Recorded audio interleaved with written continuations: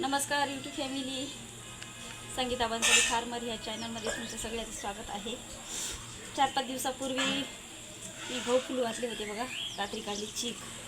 आज खूप उशीर झाला बघा. स्वयंपाक करून खाऊन पाणी देणाऱ्या माणसाला पाठवून देऊन आता चीक चुलीवर वरायचं म्हणल्यानं चांगले 10-10:30 वाजले बघा. एवढं ऊन लागाले, खालून गरम लागाले, वरून पण गरम लागाले.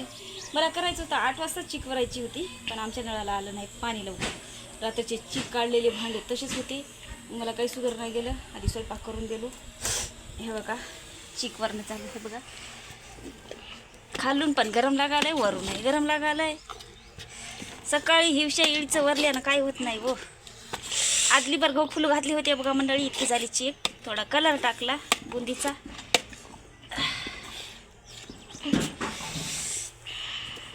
हे बघू शकता चीक शिजण्यावर आहे बघा. अशी झाली चीक.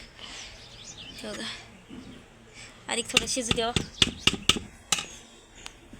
चला मग तुफाट लागाले.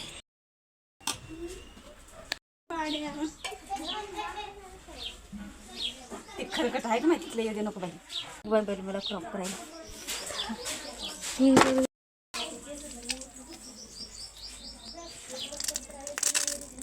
हे बघा मंडळी, तरी वारं नाही बरं. शांत वातावरण आहे. उन्हाची धाप छोट्या छोट्या टाकून घेवा. लय ऊन लागलं खालून गरम. करणाऱ्याला माहीत राहते बाबा, खाणाऱ्याला काही नाही. ऊन झालं की तर काय खरं नाही. ते सकाळीच वरायचा आटम आहे, सकाळीच करायचं. ते पण चुलीवरच आटोक्यात येते बघा. गॅसवर काय आटोक्यात येत नाही.